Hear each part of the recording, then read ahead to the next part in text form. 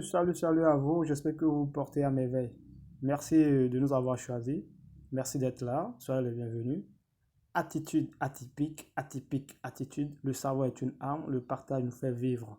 Alors nous sommes là encore pour cette séance, nous allons encore partager, découvrir, échanger. Voilà.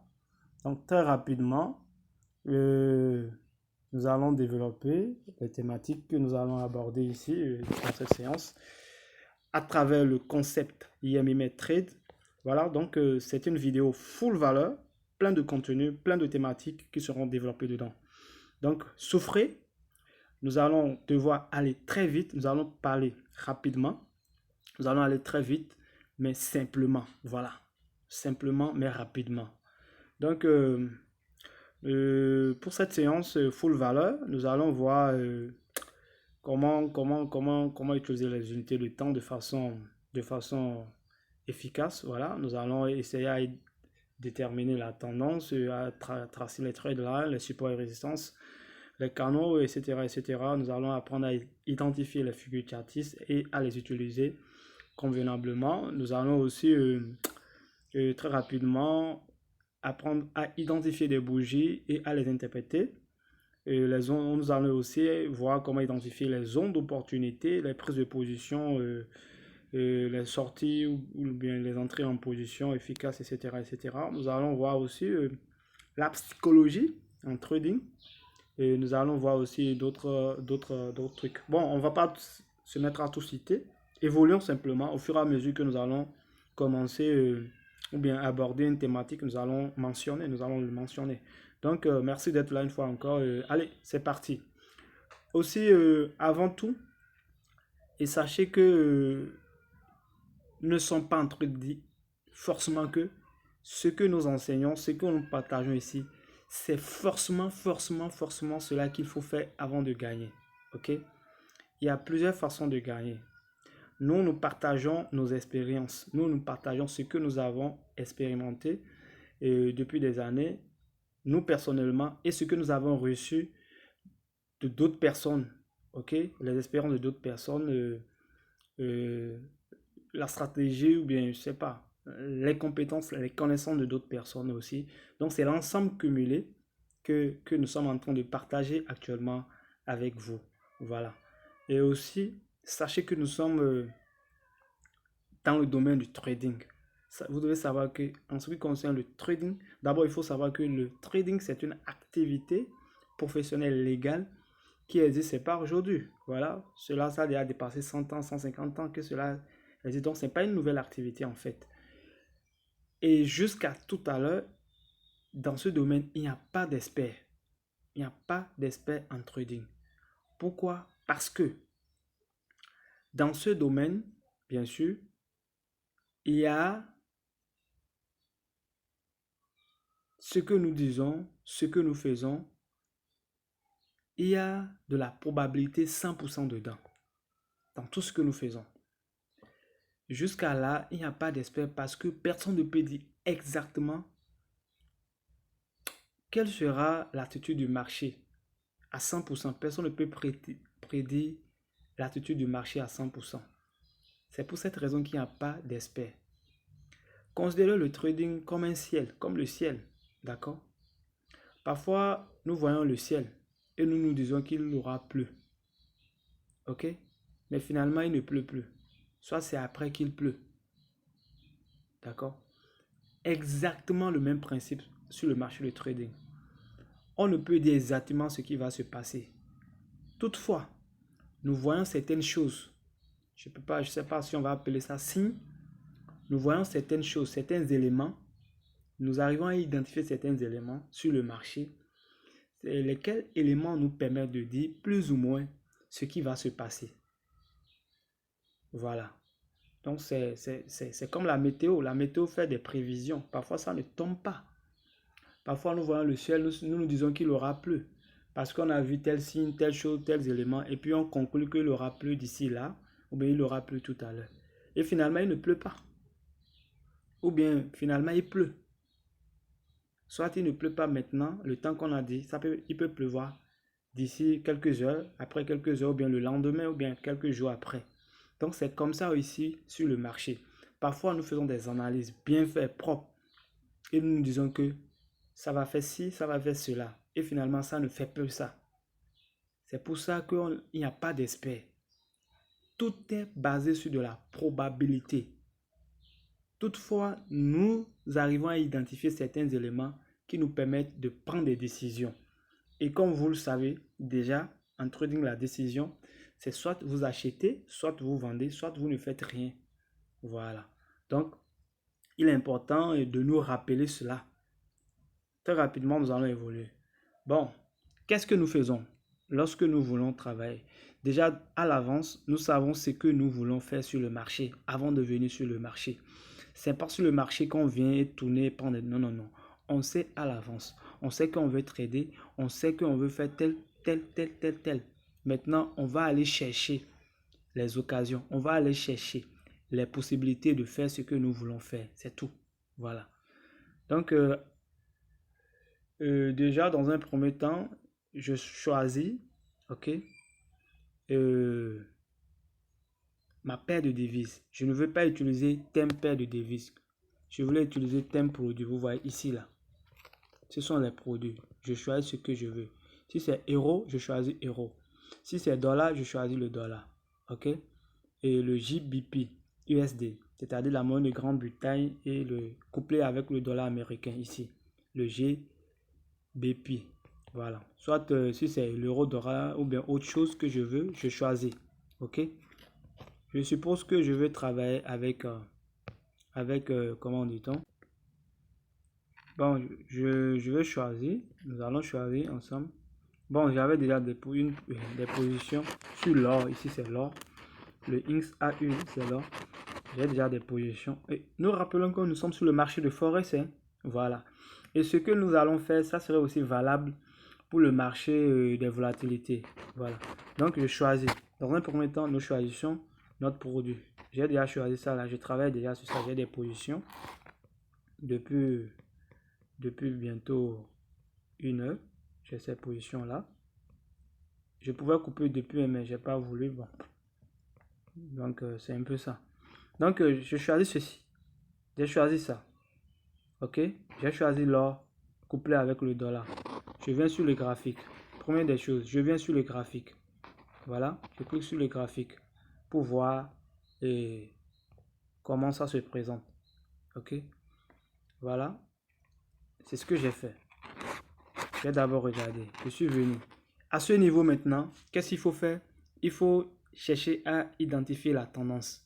Alors, pour identifier la tendance, nous allons utiliser, comment dit-on, la méthode du pyramide inversée.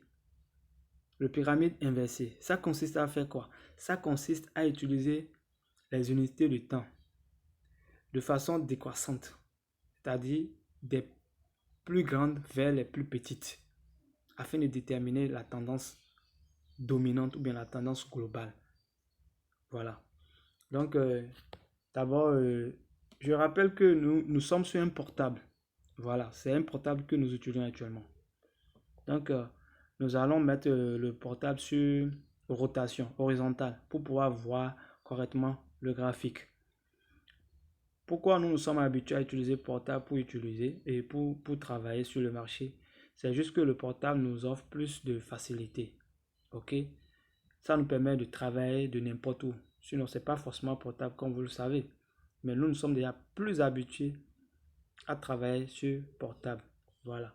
On peut faire des analyses sur l'ordinateur, sur le PC. Mais on revient prendre position avec le portable. Voilà. Ou bien on peut prendre même position avec le PC. Mais on revient couper quand on est en déplacement. Ou bien je ne sais pas, n'importe où. Même sous la douche, aux toilettes, on peut couper, on peut trader. Voilà, c'est pourquoi on utilise le portable. Bref, donc très rapidement, nous allons utiliser les unités de temps avec la méthode de pyramide inversée. On va utiliser de la plus grande unité de temps à la plus petite unité de temps. Donc du coup, nous allons mettre le portable comme ça, toucher. Voilà, c'est bien, c'est fait déjà. Et nous allons cliquer pour sortir les unités de temps. On clique sur l'écran. Une fois cliqué sur l'écran, on va défiler Bon, quelle unité de temps on va utiliser rapidement? On va utiliser le D1 qui veut dire daily ou bien on va utiliser le weekly. On va utiliser le W1. Ok? On va cliquer sur W1 là pour voir comment le graphique va se présenter. Oh là là, j'avais déjà des analyses sur ça. Bon, excusez, on va changer de produit. Ok? Ça là, j'avais déjà fait des choses sur ça. Vous n'avez pas vu comment j'ai fait. Allons chercher autre produit. Autre devise. On va aller chercher autre chose. Par ça là, il y a beaucoup déjà de choses qui ont été faites sur ça. Et je pense qu'il y a même des gains ici. Voilà. Donc on sort, on va aller prendre d'autres produits. Quel produit vous voulez?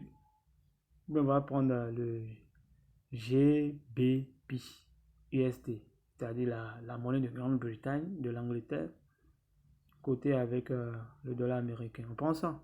On va prendre ça, ceci, ça là. On va prendre ça, n'est-ce pas? Bon, prenons ça. Ça serait vieille certainement. Hein.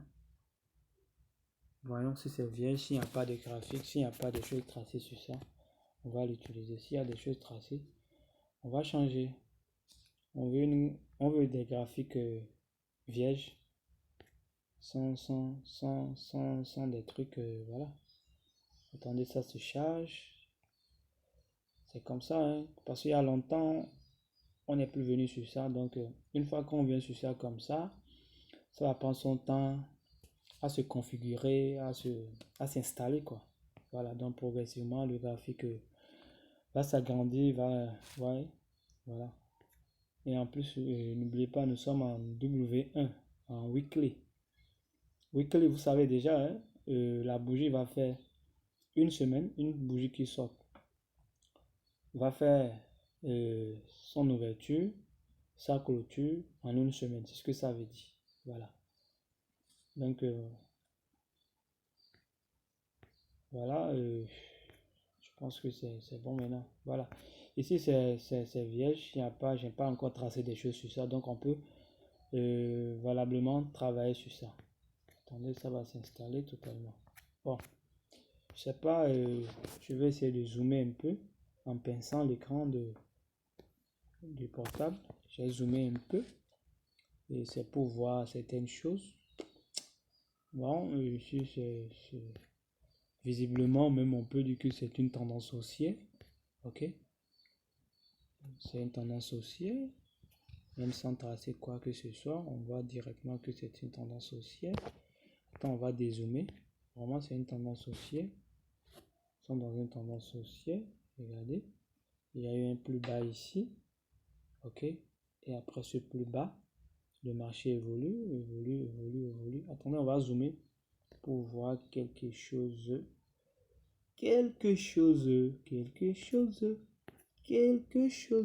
Allez, voici, pardon, retourne, je t'ai pas appelé toi. Je voulais le curseur. Ici, regardez ici. Lorsque le marché avait fait ça, chute comme ça. Ok? Ça fait sa chute. Ok? Ça a commencé par monter. Regardez ici. Attends, je vais zoomer encore un peu. Oh, c'est trop. Bon, c'est pas grave. C'est pas mal. Regardez. Regardez la bougie.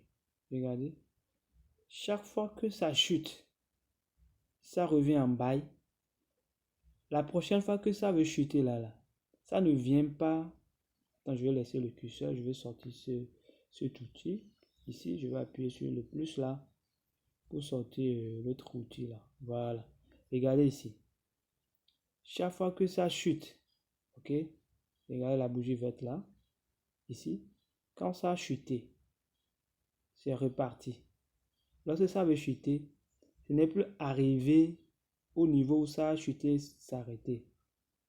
Donc, disons, les plus bas sont de plus en plus hauts et les plus hauts sont de plus en plus hauts. Tendance haussière, simplement.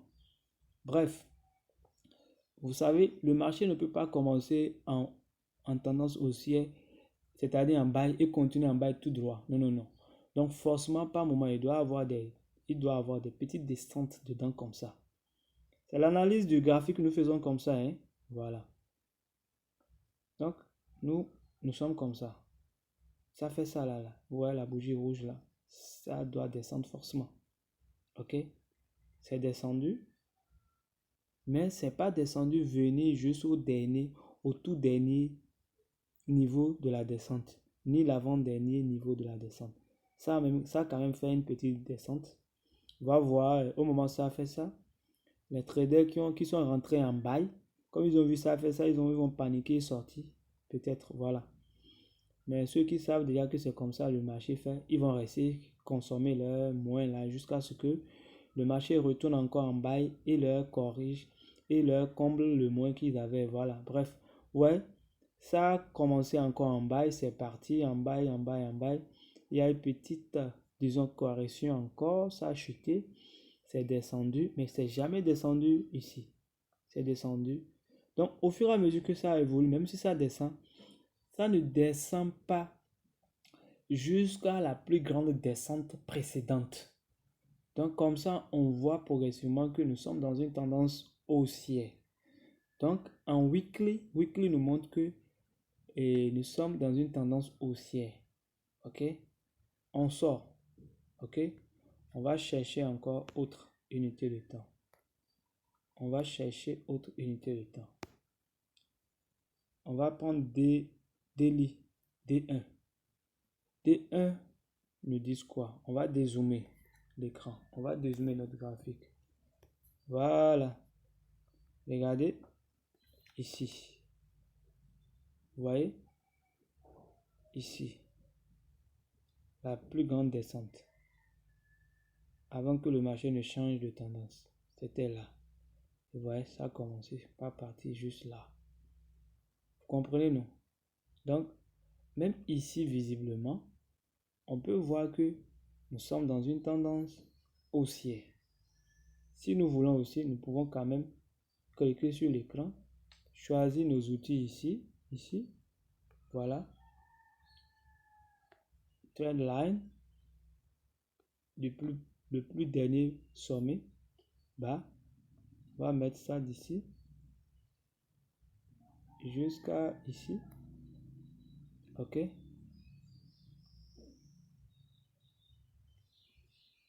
Ça tourne, hein, c'est pourquoi notre outil là n'apparaît pas vite.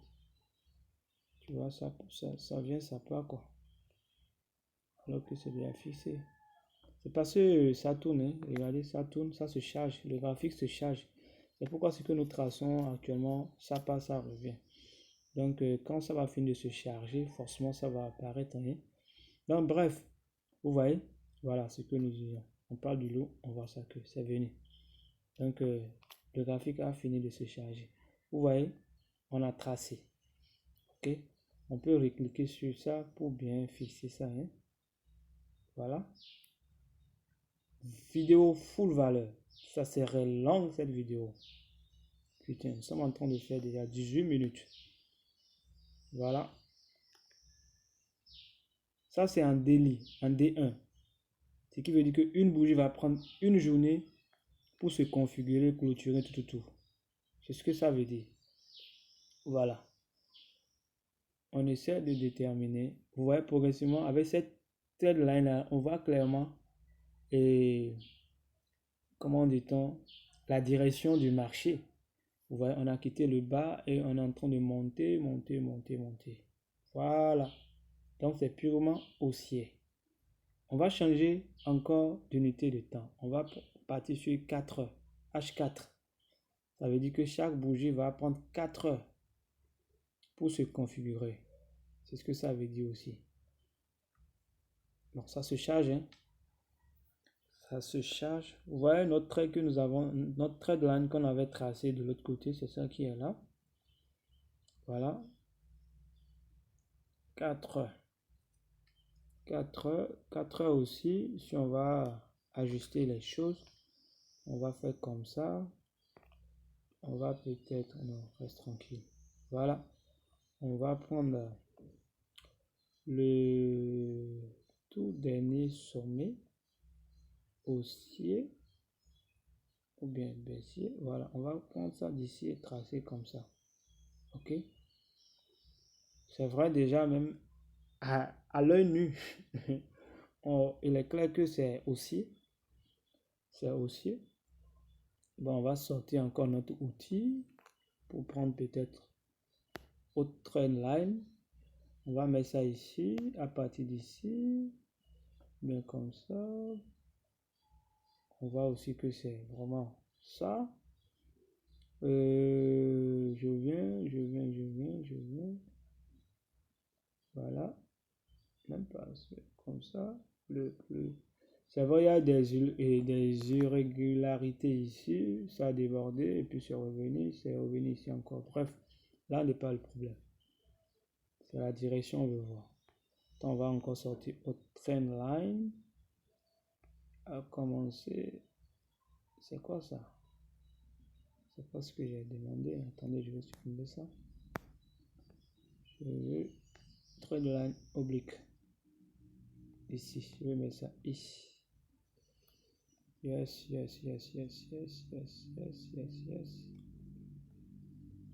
C'est purement haussier. Ça aussi. Bref, tout ça, nous voyons clairement que c'est haussier. On peut passer par où on veut, hein? On peut passer, c'est pas forcément que ça va passer ici, non. C'est juste une direction, on veut voir. Voilà. Donc, on peut même amener ça ici, on peut faire ça comme ça. On peut faire ci. Donc, c'est juste, hein, pour s'assurer qu'au moins, on sait ce que nous faisons. On sait clairement que le marché court vers la hausse. Voilà. Maintenant, ce couloir formé par les deux là, c'est ça que nous appelons canal. Ok? C'est un canal. Et le canal est haussier. Du bas vers le haut. Le canal est haussier. Ceux-là, ce sont les trend lines qui nous permettent maintenant de réaliser notre canal et de déterminer la direction du marché, la tendance du marché. Bref, c'est fini. On a vu que c'est haussier, hein, en H4. Bon, H1, Telos. H4, H1, dis-nous, Telos. Toi, tu dis quoi? H4, on va dézoomer. On va dézoomer.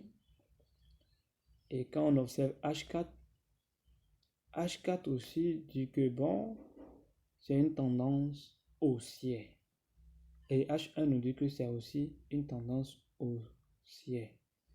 Il y a eu des corrections, hein, plein de corrections, mais quand même, c'est haussier. Ok? Quand j'ai dézoome, mais ça ne me donne pas ce que je veux. Voilà. Si on veut, on peut encore tracer autre chose, hein, pour voir encore. Mais c'est clair que c'est haussier. Je peux tracer d'ici à là.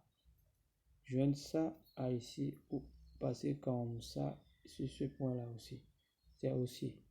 Tu peux prendre ça d'ici, tracer et aller sur ce sommet-là. Et venir prendre en bas ici, passer comme ça et venir sortir comme ça. C'est quand même haussier. C'est purement haussier. C'est haussier. Ok? JP, BP, USD est haussier. Ok? Voilà. Bon, ça suffit. Bon, si on veut, on peut s'amuser à aller à M30. Les minutes. Les unités de temps.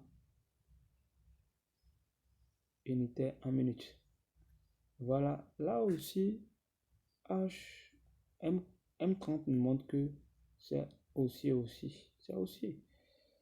C'est haussier. Parce que vous voyez, c'est pas sorti de notre canal principal, de notre trendline. C'est pas sorti, c'est toujours dedans.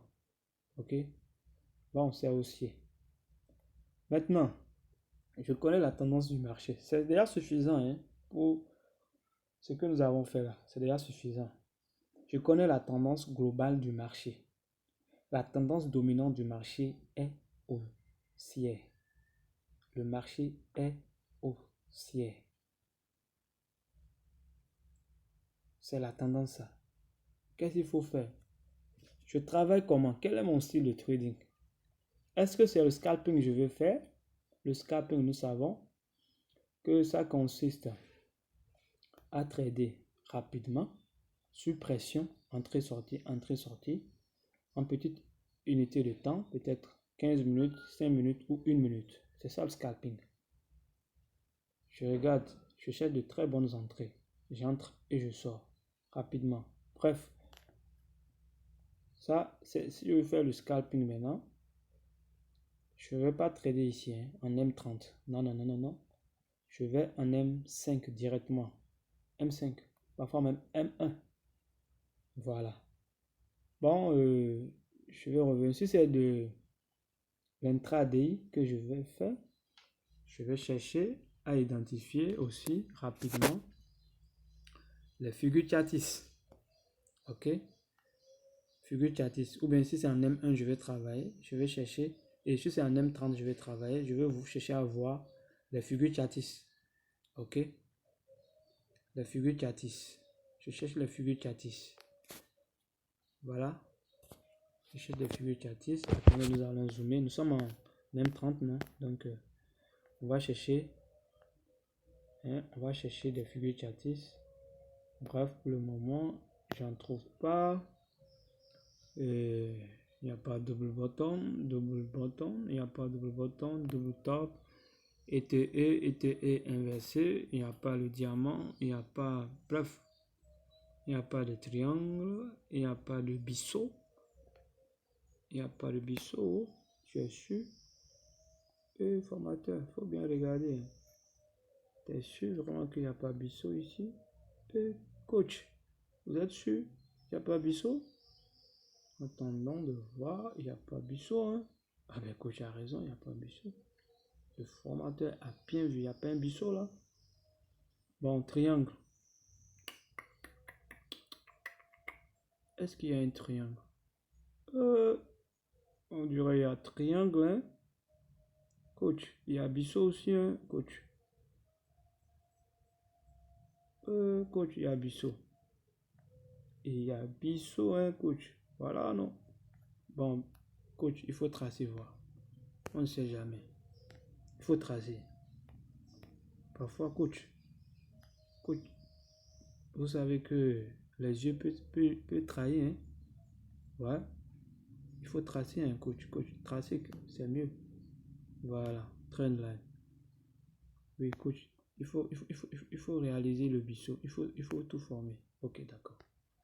Donc, nous, on va tracer tout, hein. On va tracer. Ben, coach, voilà, il y a un biseau. Il y a un biseau, coach. C'est un biseau, ça. Coach. C'est un biseau. C'est un biseau? Oui, coach, c'est un biseau. Qu'est-ce que tu fais dire que c'est un biseau, toi?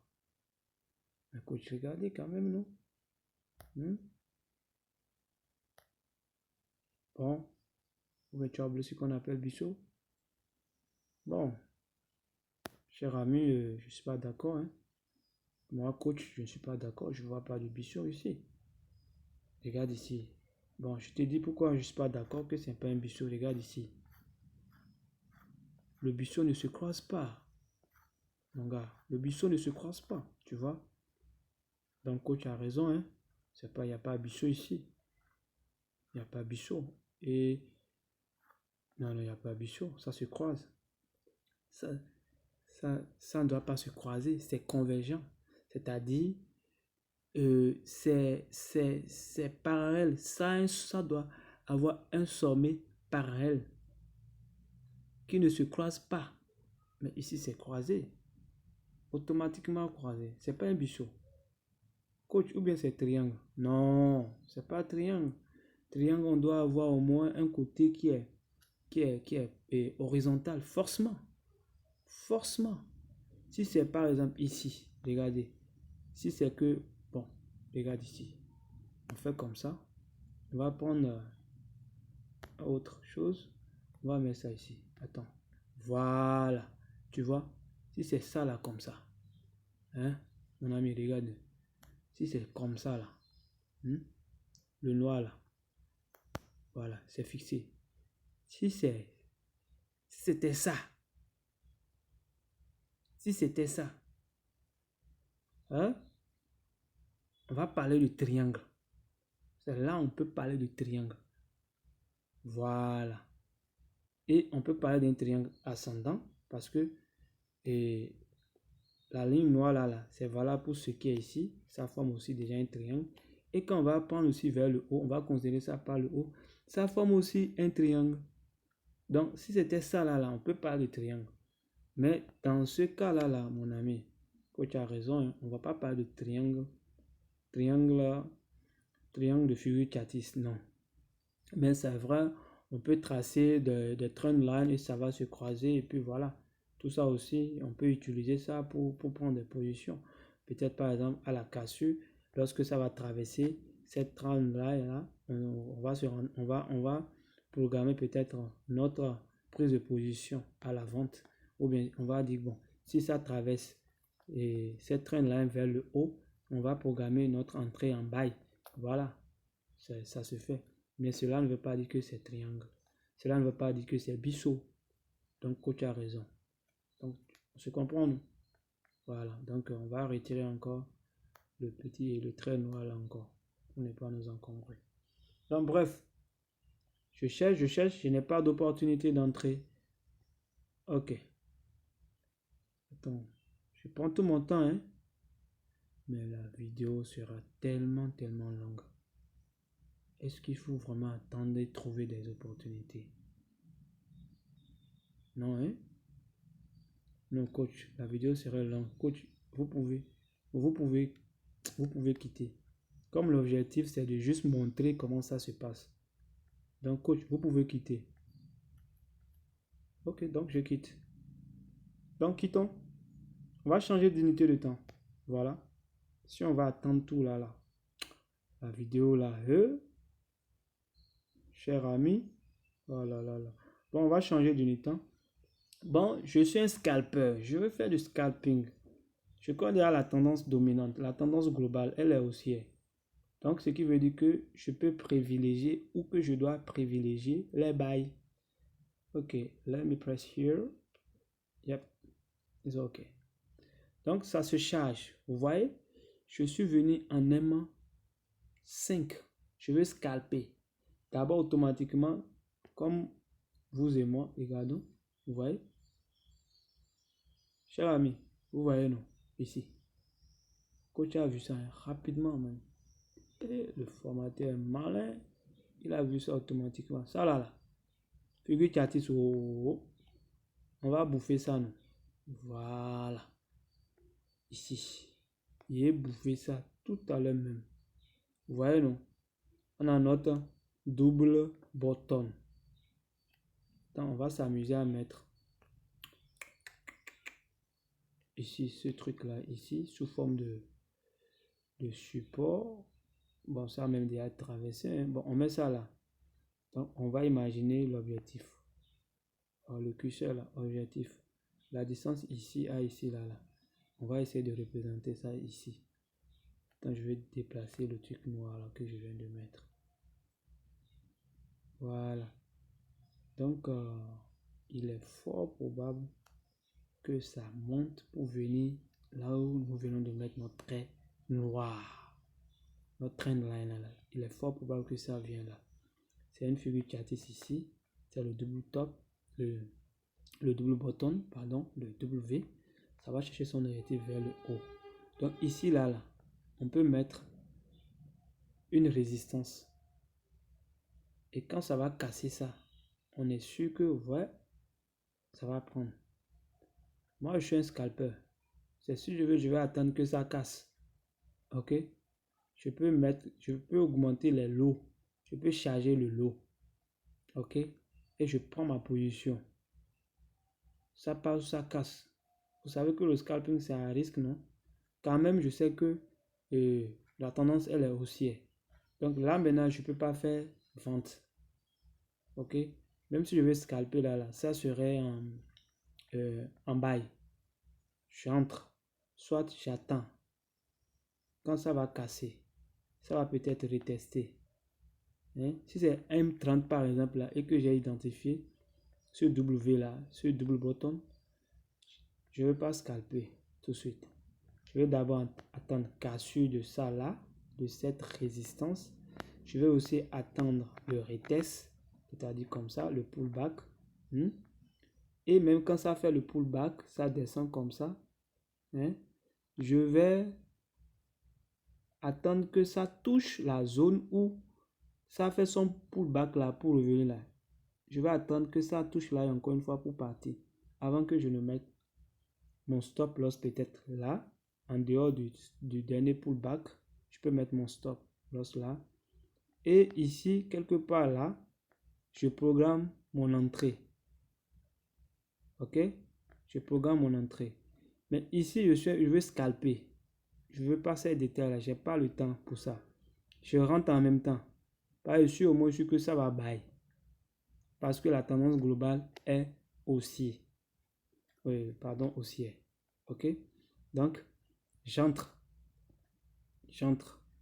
Si ça me met en moins, j'encaisse. Mais j'entre, je suis au moins sûr que ça va bailler. Si je veux, je patiente que ça quitte cette zone-là. Parce qu'il y a une résistance. Vous voyez, le prix n'arrive pas à traverser vraiment. Le prix n'arrive pas à traverser. Le prix n'arrive pas à traverser. Bref, c'est le scalping, ça. J'entre en buy quand ça va traverser. Vous voyez déjà, ça fait semblant de rentrer en vente, en sell. Voilà. Donc, j'attends. Bref, ça va. Parce que on peut beau voir le W et si ça va invalider ça. Mais quand on attend au moins retest, cassure, retest, au moins on est plus ou moins sûr que ça va buy.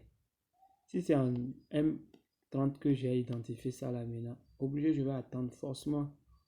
Vous voyez, ça vient invalider. Oui, c'est un peu ça.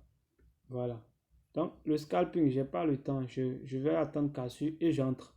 Soit j'entre comme ça. Je peux déjà être en position. J'entre comme ça et puis ça serait là. Ça va me mettre moins. Ça me met en moins. J'observe, je patiente. J'espère que ça va revenir en bas et me combler mes moins. Et maintenant me donner mon bénéfice. Ok? Donc c'est un peu ça. Je trade en toute tranquillité.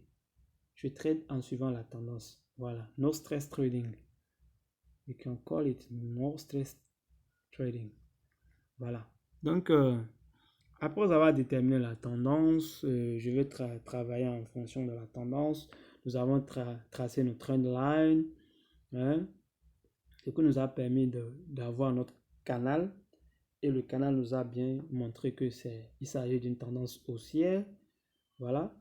Nous avons tout de suite matérialisé notre résistance ici. Ça, c'est la résistance parce que ça va vers le haut. Et n'oubliez pas, lorsque le marché va totalement évoluer vers le haut, ici, là, le trait noir, là, la trend line noire, là, ne sera plus appelé résistance. Ça va devenir support désormais. Parce que prochainement, on aura, ici même, il y a une résistance. Si on va dire la vérité, regardez, on peut déjà prévoir une résistance. C'est là même le marché va venir. Si le bail est validé, ça va venir là pour chercher l'objectif et commencer par rentrer encore en vente, en sell. Voilà. Amusons-nous à mettre un autre. On va mettre quelle couleur? Which color we're gonna use? On va prendre couleur bleue. Bleu. Mon ami, bleu c'est bon? Ok, d'accord, bleu c'est bon. Coach va prendre bleu. Bleu est prêt. Ouais, donc c'est un peu ça, cher leader. Donc, I'm gonna pull it here. It's okay. Vous voyez? Ici, c'est une zone de résistance. Mais normalement, même là, c'est même rectangle que je vais mettre. C'est même un peu un train là. Attends, je descends un peu. Je laisse ça, Je laisse ça là, Je ne veux rien limiter. Je vais juste laisser ça là. C'est vrai, là aussi, c'est une zone de résistance. D'autres vont appeler bloc, zone de bloc. Moi, je ne vais pas utiliser des thèmes. C'est pas ça qui fait gagner, Donc, l'essentiel, c'est de repérer les choses. Même si vous ne connaissez pas le nom de la chose et que vous pouvez reconnaître la chose, c'est fini, ça va vous permettre de gagner. On va prendre du rectangle. Le rectangle. Quelle couleur du rectangle? On va matérialiser ici. Ah, le rectangle est déjà même bleu, hein. Donc certainement, précédemment, quand j'ai utilisé ça, j'ai mis ça sur la couleur bleue. Voilà. As you can see. Here. C'est ça, c'est la zone ça. Quand ça va évoluer forcément, pour venir là, ici, là, ça aura du mal à traverser, continuer. Donc si ça veut, ça va d'abord faire un retour, une petite correction et revenir en force. Donc désormais, c'est ici qui sera résistance. Et ici, là où nous avons notre trendline noire là, ne peut plus être résistance. Le bleu là aussi ne peut plus être appelé résistance. Ça va devenir support. Et vous allez voir, quand ça va casser ça là, cette grande résistance, quand ça va casser ça, ça va descendre. Ok, ça vient ici, ça va venir prendre appui parce que ça va devenir support. Ça va venir prendre appui et retourner, faire ces zigzags avant de traverser et continuer. Maintenant, si c'est que ça veut vraiment consolider et ça va vraiment faire une grande correction, après avoir touché cette résistance, ça va revenir, casser le support qui est ici et descendre. Ok?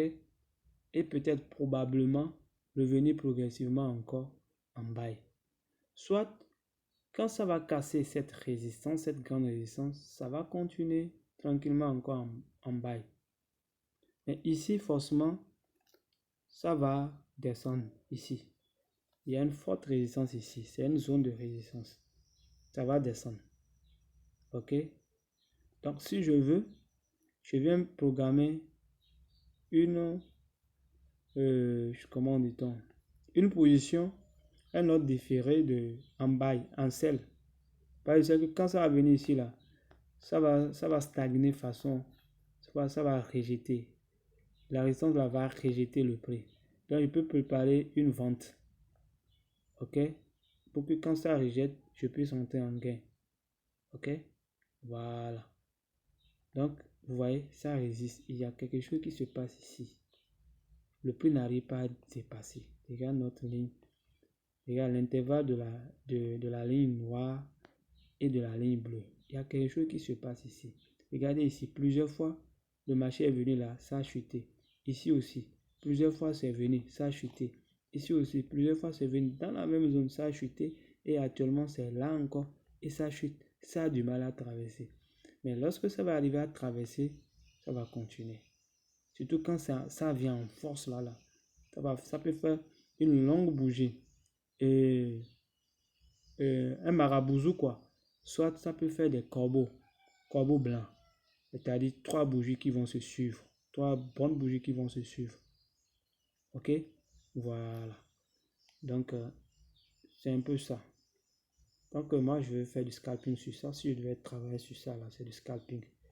Mais dis donc, coach, la vidéo, là, ça devient longue, hein? Plus de 40 minutes déjà. Hein? Ah, coach, il faut accélérer, coach. Non, pardon, formateur, il faut accélérer. Ah, que j'accélère? Ok, on va accélérer. Donc, on sort. Bref, on a fini avec l'histoire de tendance, etc., etc. Qu'est-ce qu'il faut faire encore? Très rapidement, je vais entrer, si je veux, je vais chercher à voir quelle bougie est là. Attendons, on va zoomer. La bougie qui est là. Qui va me dire la bougie qui est là? Mon ami, tu vas me dire la bougie qui est là? Quelle bougie est là? Ah, tu me dis que c'est toupie? Pourquoi? Parce que c'est un corps et puis 2 mèches en haut en bas. Bon, voilà, ce n'est plus toupie. Voilà. Bon, ok, laisse la bougie verte. Et la bougie rouge. Parle-moi de la bougie verte. C'est quelle bougie là? Quoi? Marteau? Ah, marteau ou pendu? Marteau ou pendu? Qu'est-ce que c'est? Tu ne sais pas, tu as oublié? C'est vrai ça? Comment tu peux oublier ça? Bon, puisque tu as oublié, je ne veux pas t'en parler. Je laisse quand tu vas te rappeler toi-même. tu sauras. OK? Ah, mon ami, il ne faut pas oublier, hein, parce que tu auras besoin de ça forcément. Euh, L'aventure que tu viens de commencer là, c'est for life. Hein. Peut-être tu veux même faire carrière dedans là. Tu dois savoir, tu dois garder ça. Parce que chaque fois, en fait, il n'y a rien de nouveau. Voilà. Il n'y a rien de nouveau sur le marché. C'est toujours la même chose qui revient autrement. Il n'y a rien. Il n'y a plus rien à inventer, quoi. On n'invente rien. Ce qui a été, c'est ça qui précède encore. C'est ça qui se passe encore. C'est ça qui a lieu encore. OK? Quand vous allez retourner quelque part en arrière, vous allez voir qu'il y a eu déjà ce qui se passe actuellement. Ça, c'est déjà passé autrefois. Donc, on n'invente rien. Voilà. On va évoluer. Donc, vous allez essayer d'interpréter les bougies, d'identifier les bougies et d'interpréter les bougies. Qu'est-ce que nous disons par là? Vous allez tout faire pour savoir quelle bougie est là actuellement. OK? Quelle bougie est là? Surtout, lorsqu'on ne veut pas faire du scalping là, on doit forcément... Attends, on va aller en M30. Voilà, M30. Je dois tout faire pour voir quelle bougie est là. Hein? Quel genre de configuration se trouve là? Ces bougies directes, ces doji, je dois chercher à voir ça. Et quand j'arrive à identifier, je dois chercher à savoir qu'est-ce que ça veut dire. Cette bougie là, on a dit quand on voit ça là, ça veut dire quoi?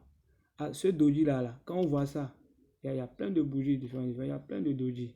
Quand on voit ça, ça veut dire quoi? Ah, et ça c'est un doji porteur d'eau, hein? Ah, non, c'est pas doji porteur d'eau. Bon, ok, si c'est un doji porteur d'eau, on a dit doji porteur d'eau fait quoi? Ah, tu dois savoir ça.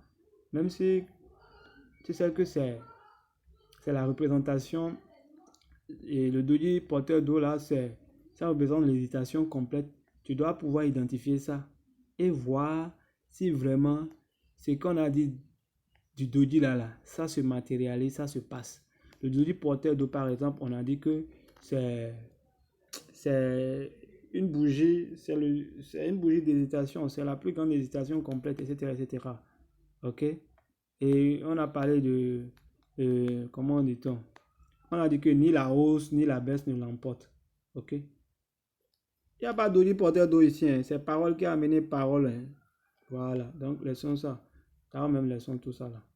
Bref, donc, tu dois chercher à voir quel doji est là. Doji dragon ou bien quoi? Non, doji dragon, c'est une bougie rare. On avait dit que c'est une bougie rare. Et on ne voit pas ça comme ça. Le doji dragon, c'est le T là. Ce qui ressemble à T. Et ça, on a appelé doji dragon. Voilà. Donc, vous cherchez à voir. Garde à vous si vous dites doji dragon. Bon, ce n'est pas le nom qui importe. C'est pouvoir identifier la chose. Ça là maintenant. Vous pouvez savoir ce que c'est. Les deux bougies rouges là. Vous pouvez savoir si ce sont des marteaux ou bien ce sont des pendus. OK? Ce n'est pas leur nom. Mais vous pouvez au moins savoir ce que ça veut dire. C'est important. C'est ce que nous voulons c'est ce que nous voulons mentionner en fait. OK? Voilà. On va quitter au niveau des bougies. Donc, suite à l'identification des bougies et à l'interprétation des bougies, nous allons pouvoir faire notre entrée de façon profitable, soit à l'achat, soit à la vente. Vous voyez, non? Donc, c'est un peu ça. Bref, quand on finit d'identifier la bougie, on doit tout faire pour l'interpréter et lorsqu'on finit de l'interpréter, on va voir maintenant quelle décision prendre. Est-ce qu'il faut rentrer? Est-ce qu'il faut sortir? Est-ce qu'il faut rentrer? Est-ce qu'il faut sortir? Si vous étiez déjà dedans. Est-ce qu'il faut acheter ou il faut vendre? Est-ce que il faut attendre d'abord et observer seulement? Voilà. Tout ça là, c'est l'interprétation de la bougie qui va vous dire ça. Donc, c'est un peu ça. On va évoluer très très rapidement. Bref, retournons en M5. En M5 pour le scalping. Voilà, vous voyez la pagaille du marché. Vous voyez, c'est invalidé. Bon, moi je peux déjà dire que c'est invalidé. Non, coach, pas tout de suite. Coach, calmez-vous, ne dites pas que c'est invalidé. On peut observer. Tout est possible, ça peut retourner. Oui, mon ami, tu as raison, ça peut retourner. Donc, je ne peux pas dire en même temps que ça est invalidé. Donc, je m'abstiens de dire ça. Donc, ça peut toutefois retourner. C'est toujours peut-être le retest qui continue, coach. Peut-être c'est le retest, vous ne savez pas. Donc, ne dites pas tout de suite que ça a invalidé notre figure d'artiste. Ok? Voilà. Donc, le scalper qui est rentré en bail, actuellement, il sera en stress. Surtout s'il a mis un grand lot. Il sera en train d'encaisser ses moins. Et sa prière, c'est que le prix n'a qu'à retourner en haut. Il sera même en train de dire, au moins si ça peut revenir là où je suis rentré là, au moins je peux couper. Je vais couper d'abord. Ah, ça a commencé par changer. Le type qui est rentré en bas là, il serait un peu apaisé maintenant. Il serait un peu soulagé. Parce que ça a commencé par rentrer en bas. Les moyens ont commencé par diminuer. Et l'autre là qui a dosé les lots là aussi, lui, si on prend sa tension actuellement là, wow. Lui qui est rentré depuis le trait bleu là, il a dosé l'eau là. Pensant que ça va aller en haut, il va gagner en même temps quitter là. Actuellement, ou bien coach. Oui. Mon ami, tu as raison. Actuellement, il serait un peu truc là. Bon, c'est bien. On va quitter, non? On va évoluer. Maintenant, on va chercher des zones d'entrée. Les zones d'entrée. Les zones d'entrée. Bien définies. Les zones d'entrée. Pas en scalping. Ici, par exemple, on va utiliser les traits noirs. Quand je vais commencer par utiliser ces traits noirs. Ici, il y a avec, bon, normalement, toutes ces zones-là, c'est le rectangle qui serait intéressant pour ces zones-là. On va matérialiser ces zones-là.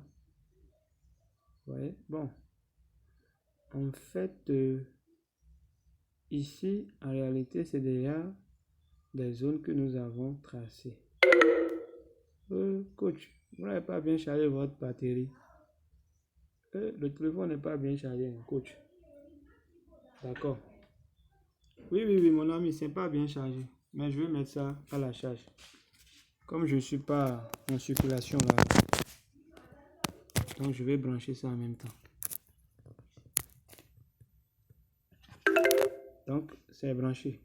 Cher ami, donc no stress. Et coach, les minutes là s'en vont, hein, coach. Qu'est-ce que je vais encore montrer? Bon. M30. Ici aussi, il y a résistance. Voilà. Là, nous avons notre trait bleu là. Ici, notre online bleu là. Il y a aussi résistance là, même en M30. Ok? Et ça a rejeté le prix. On va chercher une zone de support. Ici aussi, on peut parler de support. Hein? Attendez, je vais mettre le trait, notre ligne noire là. Ici aussi, on peut parler de support. Oui, parce que lorsque nous regardons ici, plusieurs fois le marché est venu prendre appui là avant d'aller en haut. Appui là. La seule fois que ça a traversé, c'est ça. Et c'est venu là.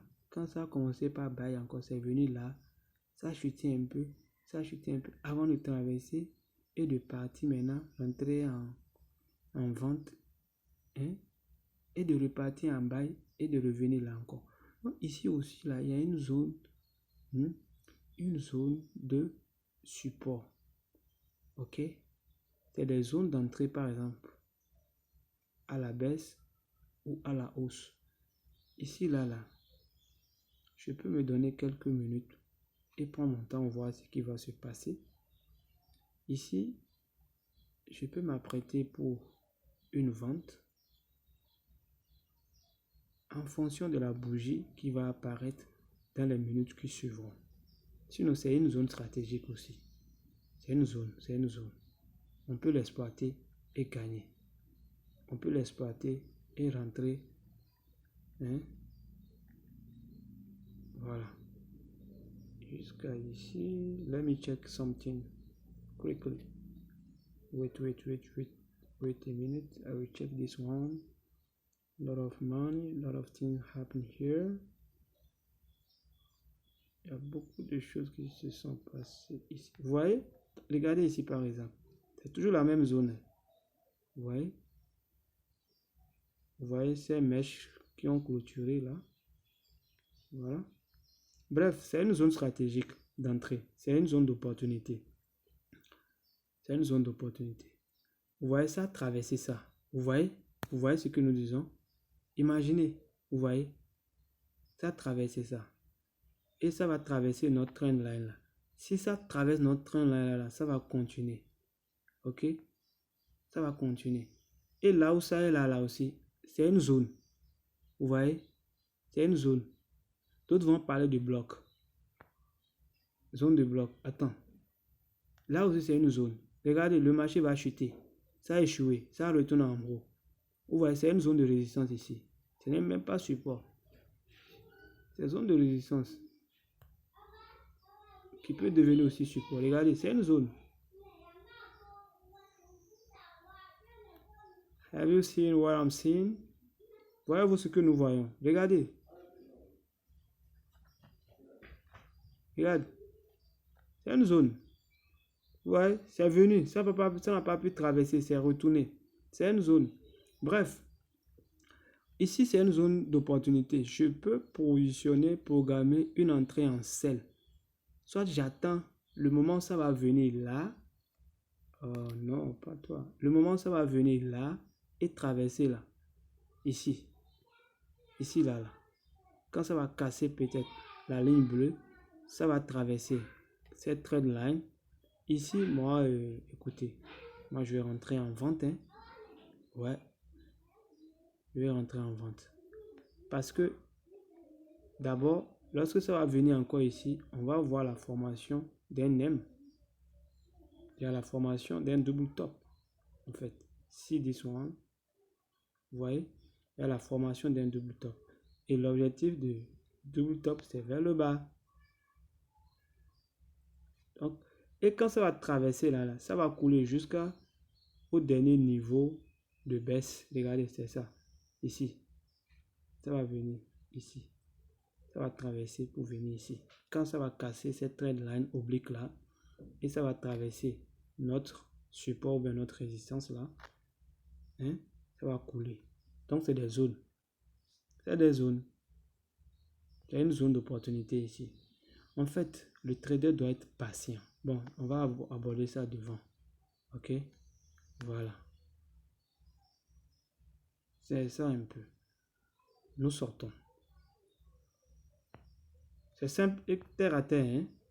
Bon, les questions, vous allez les mentionner en commentaire.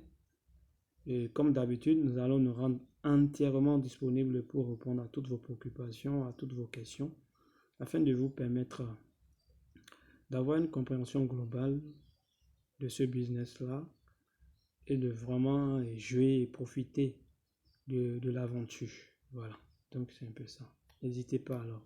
Laissez vos questions et vos préoccupations en commentaire et sur WhatsApp partout quoi. Voilà. C'est bien ça.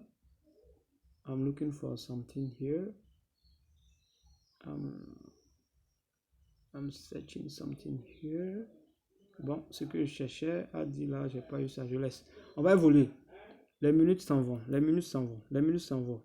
On a vu comment on essaie d'identifier les zones là. Donc, ces zones là, ce sont ces zones où il y a plusieurs répétitions. Il y a les supports, résistance, support, résistance. Ce sont les zones d'entrée ça. Quand par exemple, je suis en position d'achat, avant que ça n'atteigne ici, là, si je veux être prudent, je vais d'abord couper. Vous voyez, si j'avais pris bas ici, regardez ici. Hein? Avant que ça... Attendez, je vais même laisser le curseur. Je vais prendre l'autre outil là. J'appuie sur mon plus ici. Sur ce plus là pour sortir l'outil là. Voilà.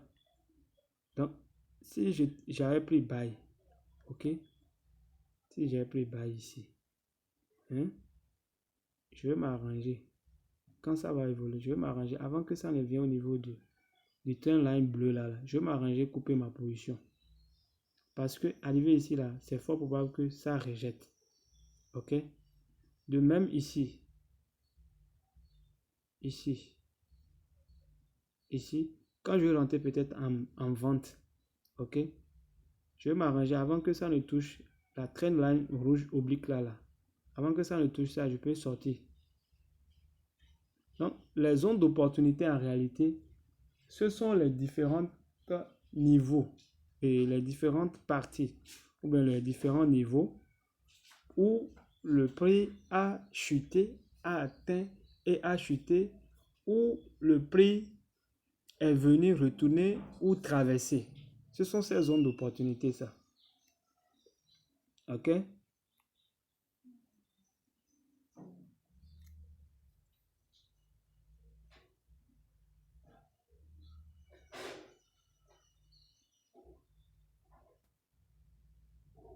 Vous voyez?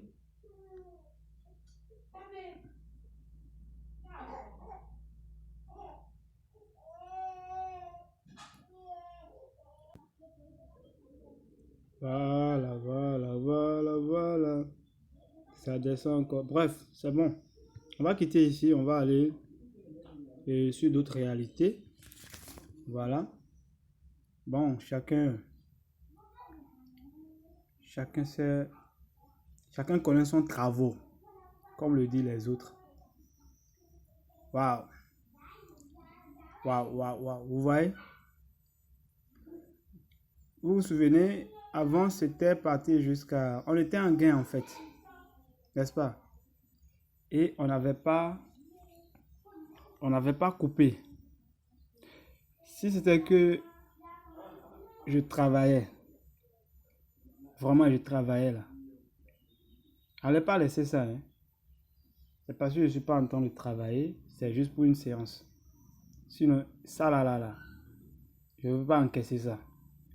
C'est trop facile. Voilà. Donc, ceux qui tradent et ne mettent pas stop loss, ils ne mettent pas take profit, ils ne surveillent pas le marché, c'est ce qui arrive. Sinon, comment comprendre qu'on avait 20, 20 et quelques pour les deux positions? Donc, ce qui faisait 40, 45 comme ça, $. Maintenant, on revient, on voit qu'on est à plus de moins 55 quand on regarde ici. Regardez ici, on a plus de moins 50 et quelques, bientôt 60 $. Bref, il y a quelque chose que nous tous nous devons savoir. Ok? Le marché, ce n'est pas notre ami, ce n'est pas notre camarade.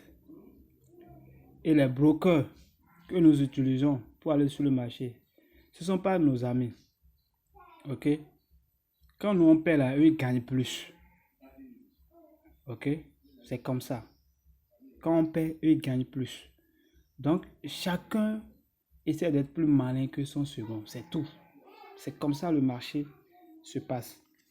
Et par ailleurs, il y a quelque chose que nous devons aussi savoir, que sur le marché,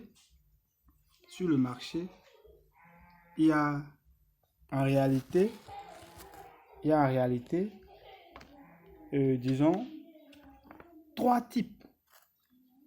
grands types d'intervenants, trois éléments, trois personnes, trois catégories d'intervenants sur le marché. Il y a les petits investisseurs, c'est-à-dire les particuliers comme vous et nous, c'est nous ça, ok? Il y a les grands investisseurs comme les banques ou bien les fonds d'investissement, ok? Qui investissent plus que nous et du coup ont la possibilité de faire bouger le marché. Aussi, il y a les grandes entreprises, les commerciales. Eux là, même là, c'est leur échange qui fait fonctionner le marché. C'est-à-dire, c'est ce qu'eux ils font là. C'est ça même qui fait fonctionner le marché. Les grandes entreprises là, c'est ça même qui fait fonctionner le marché. OK? Et il y a quelque chose sur lequel eux se focalisent pour travailler. Il y a quelque chose que nous appelons, euh, comment dit-on, les prix clés, ou bien les prix clés, ou bien les zones,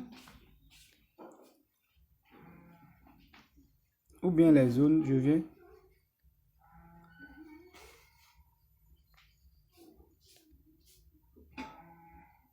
Oh merde. Bref, ce sont eux qui manipulent le marché plus. OK? C'est eux qui manipulent le marché. Ils se focalisent sur ce que nous appelons, c'est ce que je cherchais, les supports et résistances institutionnelles. Il y a d'autres qui vont parler de blocs, hein? Prix de bloc. Hein? Si vous entendez parfois, je parle de prix de bloc ou bien zone de bloc. C'est un peu ça. C'est et les zones clés du prix. On identifie ça au niveau des supports et résistances. Et on parle de support et résistance institutionnelle.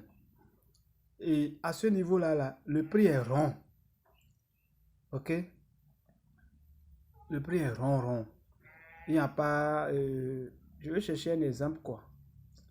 On va aller sur peut-être l'euro-dollar. L'euro-dollar. L'euro-dollar. L'euro-dollar. On va aller en M. Non, H ou bien D1. On va aller à daily. OK? Peut-être on aura la chance de voir ça ici. Non. Et là, c'est à ce niveau.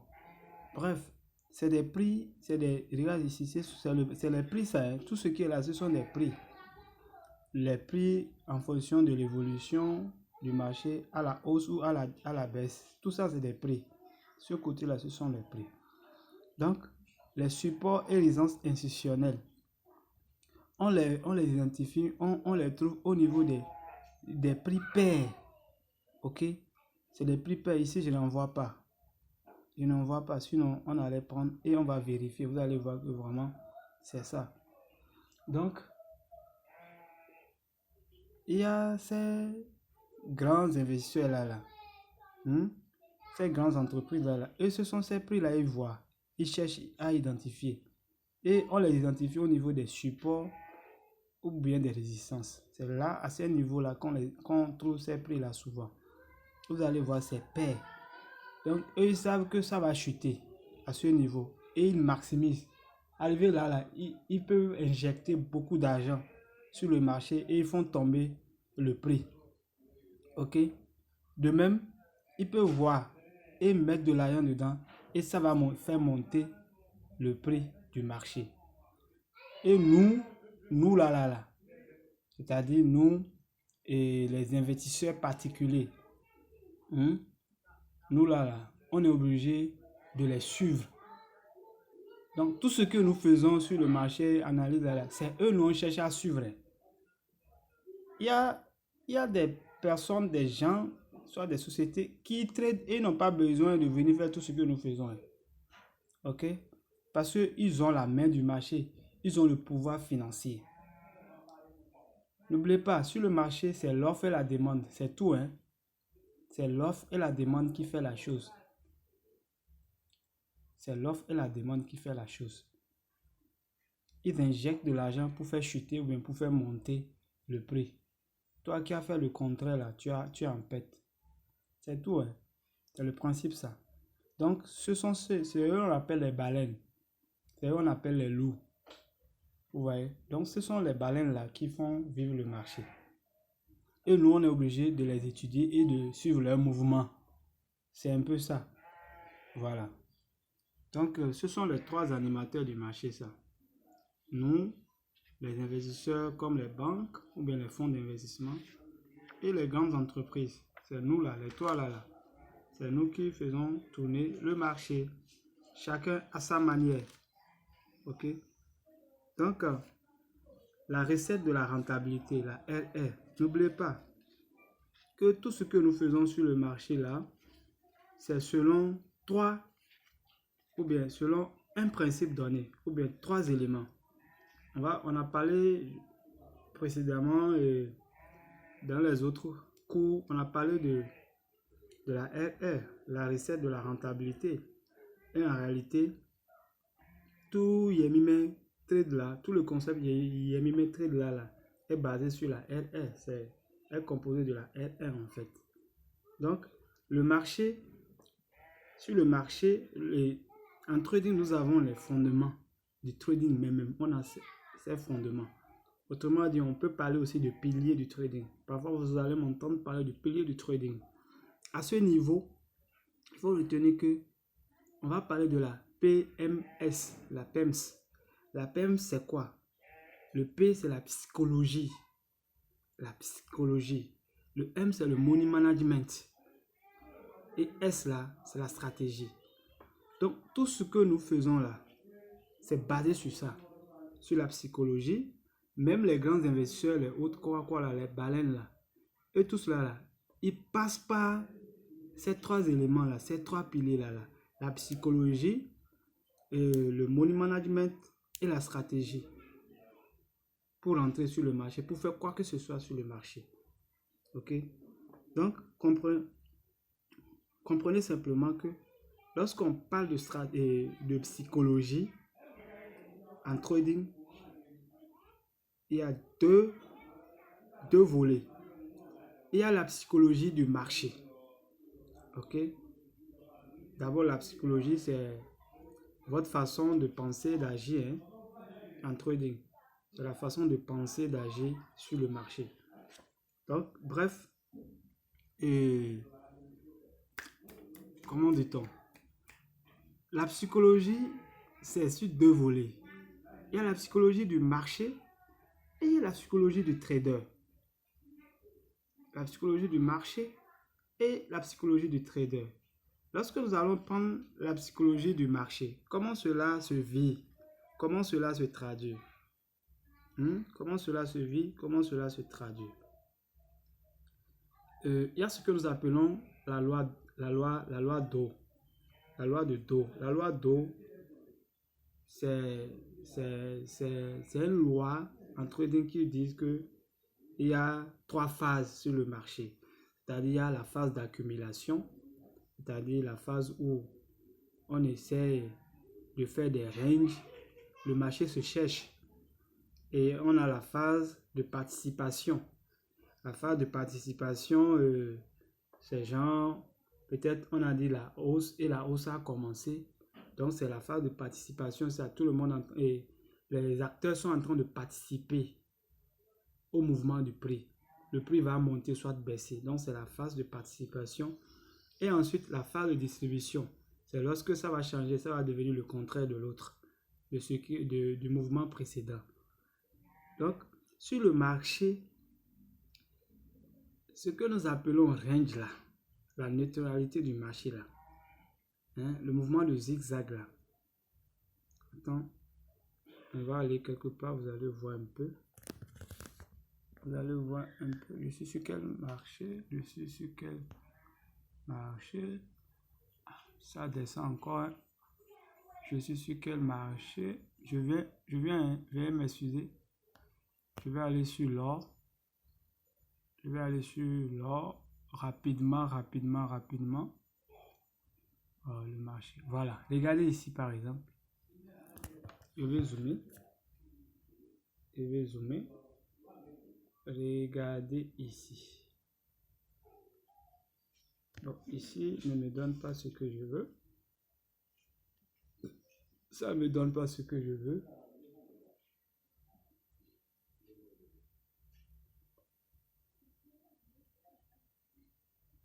Ça ne me donne pas ce que je veux. Je vais changer rapidement. Un instant. Je vais changer rapidement. Le compte.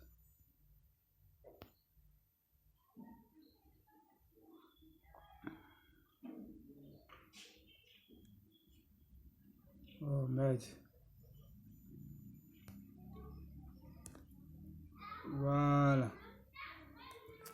pense que ici, ça va me permettre de faire ce que je veux faire. Ça va me permettre de faire ce que je veux faire. C'est où? C'est où? C'est où? C'est où? C'est où? C'est où? Voilà. Bon. Je pense que ce que je vais ici. Vous voyez? Regardez ici. Ici, par exemple. Ici, on va dire que tout ce qui s'est passé entre les deux lignes là. Hein, les deux lignes jaunes là. C'est le range en fait. Le prix n'a pas traversé, n'est pas sorti du range. Il y a des gens, il y a un style de trading que les gens font. Ils tradent dans l'intervalle des ranges là. Ils tradent dedans. C'est-à-dire, ils savent que ça va aller en haut. Ils positionnent en bas. Et quand ça descend, ils coupent, ils font sell pour descendre encore avec. Bref, c'est aussi risquant, mais ça marche quand même. Bref. Donc, tout ce qui s'est passé là, c'est dans le range. Donc, il faut comprendre que ça ça dure plus que tout sur le marché. Ça dure jusqu'à 70% du temps sur le marché. Alors que quand ça change de tendance, quand la tendance veut vraiment, comment dit-on, se passer, la tendance à peine 30%. Donc la tendance ne dure pas. Donc on a plus de range sur le marché que quoi?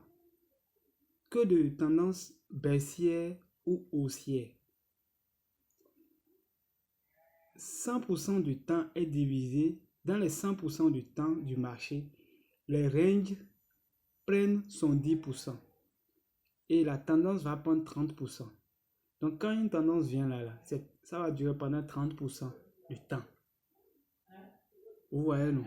Voilà. Alors que le range va durer assez longtemps. Voilà. Il faut comprendre ça aussi. Et n'oubliez pas, lorsque une bougie rouge se clôture, avec une longue mèche, il est fort probable qu'une bougie haussière vienne. Je vais voir ici. Regardez ce que je vais dire ici. Ici, regardez la bougie rouge là, qui est au milieu ici. Ça a clôturé avec une longue mèche baissière. Regardez. Et qu'est-ce qui a suivi? Une bougie verte. Regardez au milieu là. Une bougie verte. Ok? Regardez ici aussi. Très souvent, c'est comme ça. Quand ça clôture, ça baisse comme ça, avec une longue mèche. Il est fort probable que ce qui sort soit une bougie verte. Donc, c'était une petite parenthèse. Donc, essayez toujours de prendre des positions à la clôture des bougies. Patientez. Essayez toujours de prendre des positions à la clôture des bougies. Au-dessus ou en dessus du canal. Regardez ici, c'est un canal en fait, horizontal. Les deux lignes jaunes là constituent un canal. Et c'est ça qui nous a permis de voir que le marché est en range. Que depuis ce temps-là, le prix n'a pas quitté le canal, le couloir là. Si c'est pas tout dernièrement, c'est descendu, ça monte, ça descend. Bon, bref, ok. Moi, je suppose que ça là ne s'est pas encore passé quoi. Donc, attendez toujours que la bougie clôture, que ça soit en dessous du canal. Attendez que ça clôture et vous interprétez et vous rentrez. Si c'est vers le haut aussi, attendez aussi que la bougie qui est en train de sortir clôture. Quand ça va clôturer, vous saurez s'il faut rentrer en baisse ou à la hausse. C'est important. Donc, c'est un peu ça. Et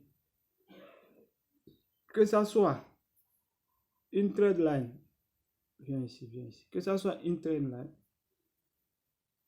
Oh merde, le curseur. Que ça soit une trade line comme ça, oblique, ou bien comme ça, oblique aussi, vers le haut, du bas vers le haut, ou bien du haut vers le bas comme ça. Attendez toujours. Ou bien que ça soit une trade line horizontale comme ça. Attendez toujours la bougie qui saute là. Attendez que la bougie se clôture. Que ça soit en haut ou en bas, que ça se clôture. C'est important. Voilà. Donc, Ces petits détails-là, il faut les avoir pour pouvoir agir sur le marché, pour pouvoir comprendre un peu le principe de fonctionnement de notre marché. C'est important. C'est important. Bref, on va voir autre chose rapidement. On va peut-être parler maintenant de la psychologie du trader. Le trader, sa psychologie. En dehors de ce qui sert du marché, là, de la psychologie du marché, lui-même personnellement, il doit trader avec une psychologie. C'est pourquoi dès le départ, nous sommes entendus que ici, il n'est pas question d'analyse 100% fiable. Tout est basé sur de la probabilité. Ok? Vous pouvez beau faire la chose et après, ça ne va pas être ce que vous avez dit. Donc, le trader, dans sa psychologie, il doit savoir ça. Il doit se rappeler de ça. Il doit comprendre ça. Et chaque fois qu'il veut agir là, il doit se rappeler de ça. C'est très important. Ok? C'est très, très important de savoir cela. Et le trader doit éviter ce que nous appelons le trading émotionnel. Je rappelle, le marché n'est pas notre camarade, ce n'est pas notre ami. Là où moi je suis, quand je suis très content, je ne trade pas. Quand je suis mécontent aussi, je ne trade pas. Parce que ça peut influencer mon trading. Et quand mon trading est influencé, ça peut ne pas m'arranger. Ça peut être vraiment défavorable. Donc du coup, je ne trade pas dans ces états d'âme-là. Donc on évite le trading émotionnel. On doit tout faire pour taire, pour tuer nos émotions avant même de commencer par travailler. Sinon, dans le cas contraire, c'est notre émotion qui va nous contrôler et qui va nous amener à faire tout ce que nous allons faire sur le marché. C'est important.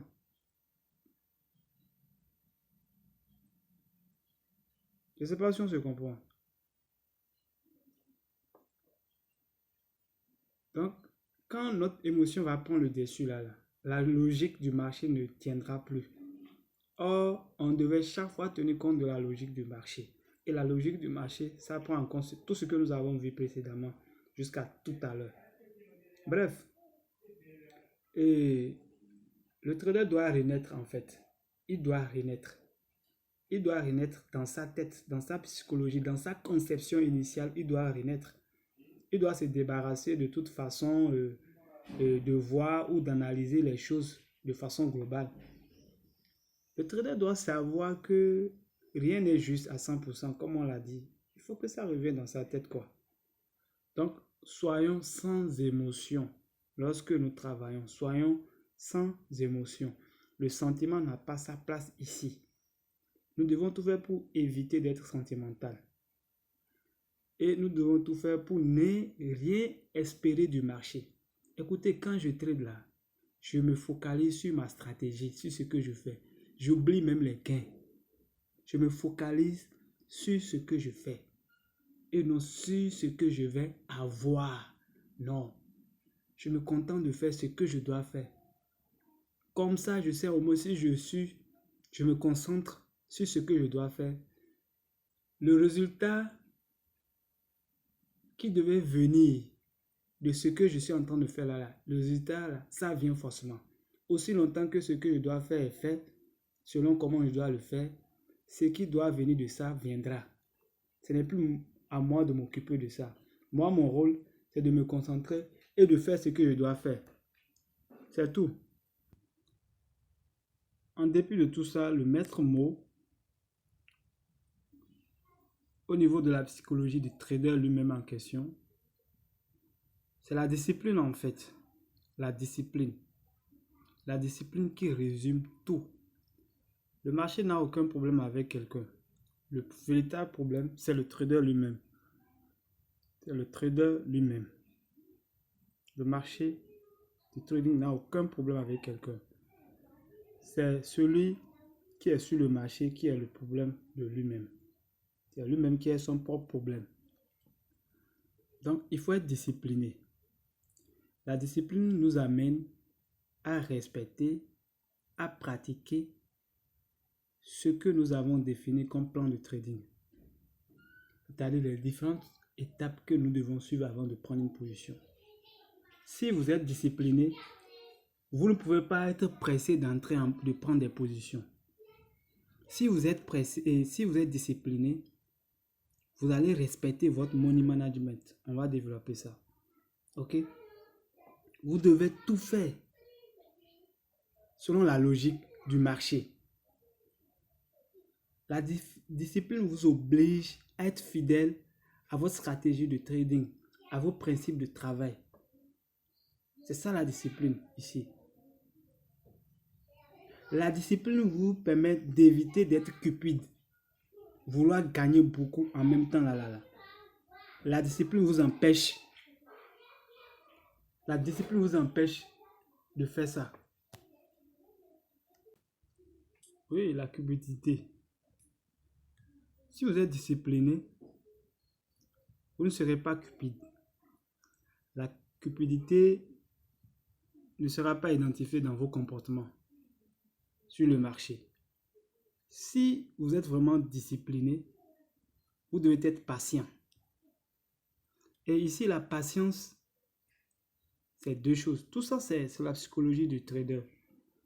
Vous devez être patient dans l'apprentissage. C'est-à-dire dans les formations. Vous devez être patient aussi dans les formations. Vous devez être patient aussi lorsque vous tradez. Il y a des traders, ils sont pressés de prendre des positions. Ils sont pressés aussi de couper des positions. Il y a des traders qui suivent des formations, mais ils ne veulent pas se donner le temps nécessaire qu'il faut pour assimiler, pour comprendre cette formation dans toute sa globalité. Vous voyez, non? Aujourd'hui, on a beaucoup de métiers et les gens peuvent prendre des années. Ils veulent même dépenser. Regardez tout ce que nous avons dépensé dans les études universitaires. Regardez tout notre cursus scolaire, du primaire jusqu'au secondaire, le collège, jusqu'à l'université. Regardez tout ce que nous avons dépensé. Mais on a pris tout notre temps pour étudier. Mais quand il s'agit du trading là, les gens viennent, ils veulent en même temps gagner le même jour, le même... Je ne sais pas, vous comprenez, non? Alors que c'est aussi un travail, c'est un métier en fait. Les gens vont en médecine, ils font des années et ils dépensent des centaines de mille avant de finir les 7 premières années, les 8 premières années. Vous voyez? Mais quand ils viennent en trading, ils ne veulent pas se donner. Ils ne veulent pas faire ce sacrifice-là. Mais quand même, ils veulent gagner. Quand même, ils veulent gagner. Beaucoup. Alors qu'ils savent qu'on gagne beaucoup dedans. Mais ils ne sont pas prêts à se rendre disponibles pour apprendre correctement et comprendre correctement et gagner véritablement. Vous voyez? Donc, celui qui est discipliné, d'abord, il doit chercher à vraiment comprendre le principe de fonctionnement. Il va se donner du temps. Il sera patient dans l'apprentissage. Il va tout faire pour bien comprendre la chose. Et lorsqu'il commence par faire la chose, surtout en ce qui concerne les prises de position, il sera patient. Il ne peut pas être pressé de prendre une position, prendre des positions à la hâte. Il devait être fidèle à son plan de trading et faire ci, avant de prendre une position, faire ci, avant de couper une position. Voilà. Tout ça là, c'est la discipline. Donc, la patience, la psychologie du trader. Le trader doit être patient. Et il y a d'autres traders aussi qui ont peur. La peur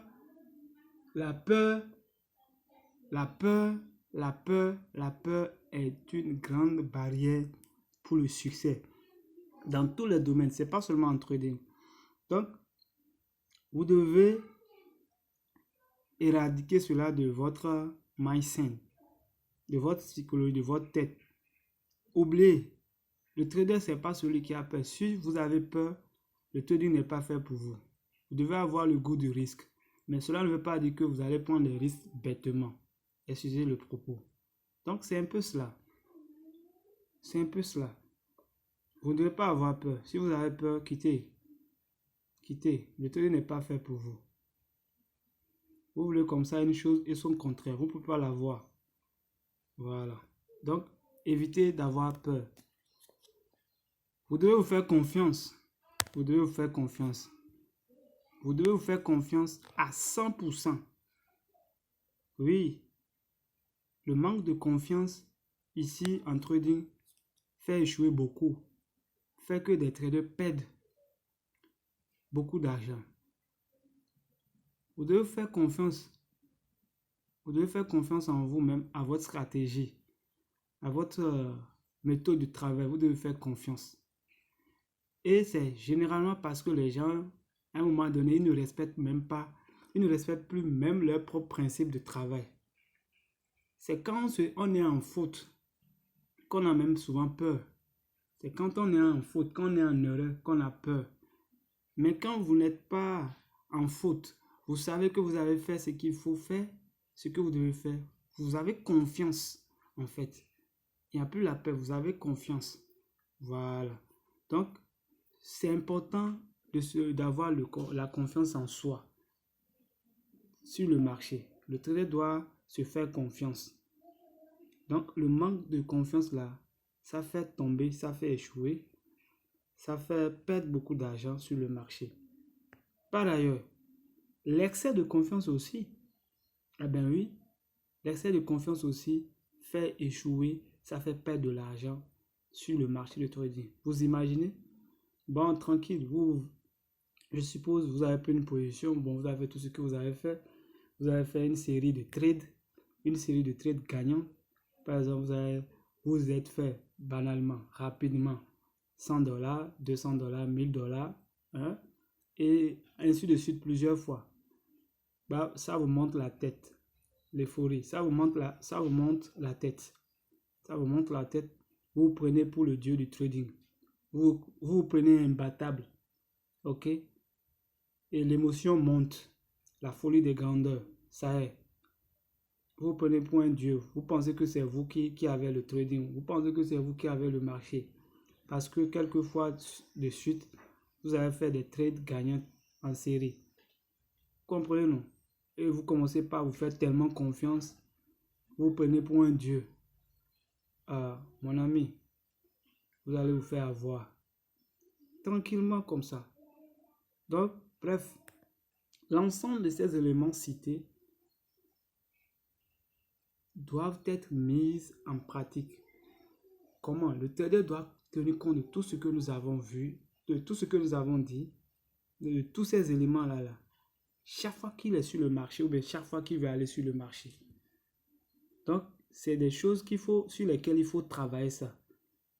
Pour avoir le bon mindset sur le marché, pour avoir la bonne psychologie sur le marché. Voilà un peu. On ne va pas trop dire des choses. J'espère que d'une manière ou d'une autre, chacun a compris ce que nous voulons dire par là et que chacun va tirer profit. Moi, j'ai tiré profit. Vous aussi, vous allez tirer profit. Voilà. Et ça fait plaisir de vous avoir. Hein. Je suis désolé. Et on a passé plus de temps que prévu. Mais je suis sûr que vous n'êtes pas en train de regretter ce moment. C'est vrai, on ne travaille plus sur le graphique actuellement. Mais ce que nous disons, c'est important. Ok? Ça va vraiment nous aider si nous sommes fidèles, si nous suivons tout ce que nous venons de dire. Du début jusqu'à maintenant, c'est très important. Voilà. On parlait du PMS. Donc, ici, c'est la psychologie, ça. Il y a la psychologie du marché et la psychologie du trader. Et c'est ce que nous venons de développer rapidement. Nous allons voir ce que nous appelons, comment dit-on, le money management. Le money management aussi, c'est quoi en fait? C'est votre gestion de capital. Le capital que vous avez là. Comment vous gérez ça? Comment vous gérez ce capital là? C'est ça le money management. comment vous prenez vos positions? Quel niveau de perte vous tolérez? Vous ne pouvez pas prendre une position sans savoir quelle quantité d'argent, quelle somme, quel montant vous êtes prêt à perdre pour avoir ce que vous voulez avoir. Je prends une position, par exemple, je vais prendre une position qui peut-être, si ça marche, va me donner 20 dollars, 10 dollars, 50 dollars. Je prends 20 dollars par exemple. Cette position-là, si ça marche, j'aurai 20 dollars. Ok? Maintenant, je sais ça là au moins. Je dois aussi savoir quel montant je suis prêt à perdre pour avoir ces 20 dollars-là sur cette position. Si c'est une seule position, si c'est 2 positions, 3 positions, je ne sais pas. Le lot que j'ai choisi, combien j'espère gagner avec ce lot-là et combien je suis prêt à perdre avec ce lot que j'ai choisi. Je dois chercher à savoir cela. C'est très, très, très important. Je dois connaître ça. Combien je suis prêt à perdre. Bref, j'ai pris ma position et je cherchais 20 dollars. Brusquement, ça a changé. Ok? Ça a changé. Oh, j'ai prévu perdre 10 dollars pour avoir 20 dollars. Et j'ai vu que ça a changé et ça m'a mis en perte jusqu'à 9 dollars. Mon ami, si ça atteint 10 dollars là, moi je coupe. Je ne veux plus me dire non. Peut-être si ça atteint 12 dollars, ça va retourner et me mettre en gain. Non, non, non, non. Quand j'ai dit là, et ça s'est passé comme ça là, je coupe. Et je sors. Ça fait une nouvelle opportunité encore. Soit je veux 20 dollars. Et effectivement, j'ai fait mes 20 dollars. Mais je vois qu'il y a possibilité d'aller jusqu'à 40 dollars. Mon ami, c'est 20 dollars, j'ai dit non. J'ai eu ça, non. Je quitte. Si le marché veut, ça n'a qu'à encore aller jusqu'à 1000 dollars. C'est comme ça. Je quitte et c'est pas que je quitte, je serai là à observer le marché, à observer. Non, parce que si j'observe, je suis là, j'observe. Alors que j'ai déjà atteint mon objectif et je suis sorti. Mais je suis là, j'observe. Ça peut agir sur moi et ça peut m'amener à vouloir rentrer une fois encore. Et c'est là que je vais rentrer et le marché va tourner. Vous voyez un peu. Et le marché va tourner. Et peut-être je peux me voir en perte ou bien le peu que j'ai eu là, je perds ça encore et je perds encore dans mon capital. Donc, le money management là, ça prend tout ça là en compte. Le nombre de positions que je dois prendre, le lot que je vais utiliser, le nombre de pertes, la quantité ou bien le montant de pertes que je suis prêt à consommer, à tolérer, sans que cela n'influence mon état d'âme. Ce montant que je suis prêt à perdre là, je dois définir ça avant de prendre la position ou avant de prendre l'ensemble des positions. Le gain que je cherche, si j'atteins ce gain-là, je dois sortir. Il faut que je sois fidèle, il faut que je tienne compte de tout ça là. Bref, c'est tout ça là que nous appelons le money management. Ok? Le PMS. Nous allons très rapidement toucher S là, la stratégie. On peut parler aussi de méthode, mais je vais utiliser stratégie, le mot stratégie. Donc, tout ce que nous faisons sur le marché, ok? Tout ça là, toutes ces compétences là, tous ces savoirs là, sont exploités selon un style de trading. C'est-à-dire ma psychologie. Quand je fais là, je prends tout le contenu de la psychologie, c'est-à-dire que ce soit la psychologie du trader, la psychologie du marché, que ce soit le money management. Tout ça là, je vais exploiter ça en fonction de ma stratégie de trading. Et ma stratégie de trading, ça peut être le scalping, ça peut être l'intraday trading ou bien ça peut être le swing trading. Et nous savons déjà ce que toutes ces choses-là veulent dire. Donc, bref, c'est cela. C'est tout. Chaque fois, on fait la somme et on résume tout sur son style de trading. Chers amis, chers leaders, si vous pouvez simplement suivre tout ce que nous avons vu jusqu'à tout à l'heure, il ne serait peut-être question que vous ne soyez rentable. Écoutez, réécoutez, pratiquez. Posez des questions. Posez des questions. Posez des questions. Voilà. Bon, on va compléter un petit détail. OK? Ici, nous sommes sur un marché de Forex. Ce que nous disons là, c'est aussi valable pour le marché des volatilités. Hein. Ici, je suis sur l'or. OK? Et ici, on parle aussi de quelque chose que nous appelons aussi coloration. OK? Coloration positive. Et il y a certains produits là qui ont le même style, qui ont le même comportement. Ouais, le curseur. Ouais, mon curseur, voilà, c'est ça. Vous voyez? Bon, ici, j'ai pas mis beaucoup de produits. Hein, c'est simplement 4 produits que j'ai choisis. OK? Vous devez avoir vos produits phares sur lesquels vous travaillez chaque fois. Vos produits phares, ça peut être 2, 3, 4 ou plus. Bon, d'autres vont jusqu'à 5. Moi, c'est 3 produits. Sur le Forex ici, je travaille sur l'or régulièrement. Je travaille sur l'euro-dollar. Je travaille sur le GBP USD. Ce sont mes 3 produits phares.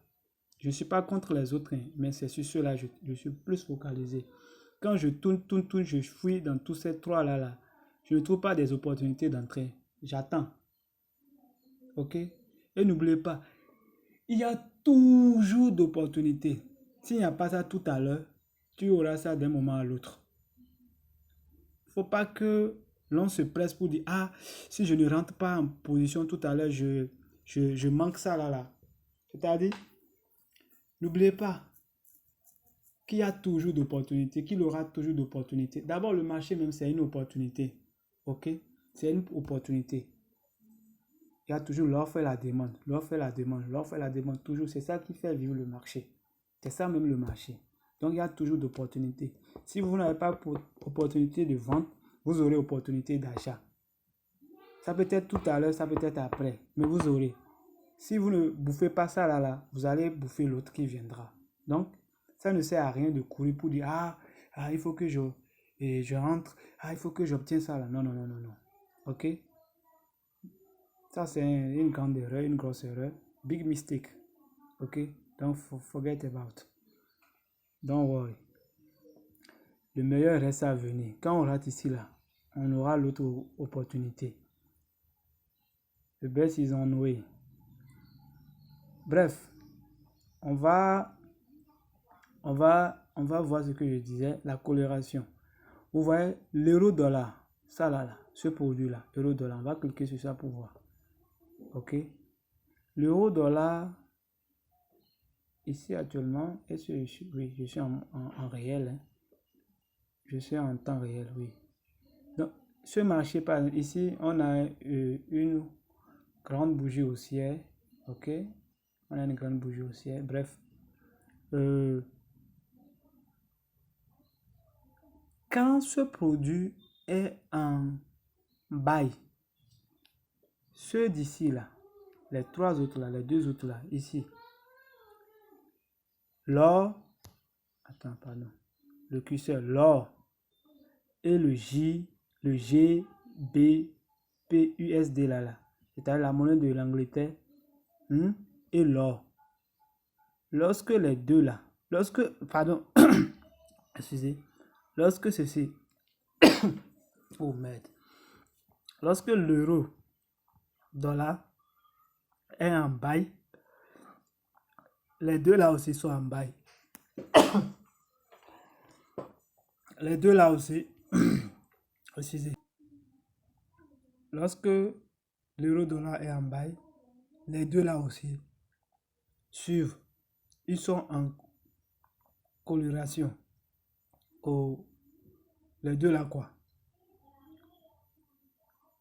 Ils fonctionnent ensemble. Les deux là suivent l'euro dollar. Vous voyez? Par exemple, regardez ici le pourcentage de l'euro dollar. 0,60% de hausse. Vous voyez que ceux-là aussi sont. Ils peuvent être en retard. Hein? Les deux là peuvent être en retard. Mais quand même, ils suivent toujours quand même l'euro dollar là. Donc, c'est la corrélation, ça. Sur le marché de Forex. OK? C'est la corrélation positive. Ils se suivent. C'est celui-là la tête. Et celui-là dessus et aussi l'or su. Mais l'or est un peu plus volatile. OK? C'est chap. L'or là, quoi. Tout comme sur le marché des volatilités. Ça se comporte un peu comme ça. C'est vivant, quoi. Voilà. Donc, c'est ça là, ils suivent. Donc, c'était une parenthèse pour ceux qui vont travailler en forest. Chaque fois que vous voulez trader l'un de ces produits-là, regardez ici d'abord, l'euro-dollar d'abord, et ensuite faites votre déduction. Et puis voilà. Donc, c'est un peu ça. On va s'en arrêter là, et je crois, hein. Je crois ça peut aller, hein. Donc, la vidéo est très lourde. Et ça fait plus d'une minute et plus d'une heure. Waouh, ça fait 45 minutes, 46 minutes. Bon, donc on va se dire merci d'avoir pris part, ok, à cette séance. Merci pour la concentration et merci pour vos différents retours. On espère vivement vos différentes questions, vos différentes préoccupations par rapport à tout ce que nous avons vu ou bien à d'autres choses relatives au trading. Voilà. Donc, attitude atypique, attitude, le savoir est une arme, le partage nous fait vivre. Merci à vous. N'oubliez pas le DAO, le DAO, le DAO, le DAO, observation, l'analyse et la déduction. Et c'était le Yemime Trade. Merci, à très vite.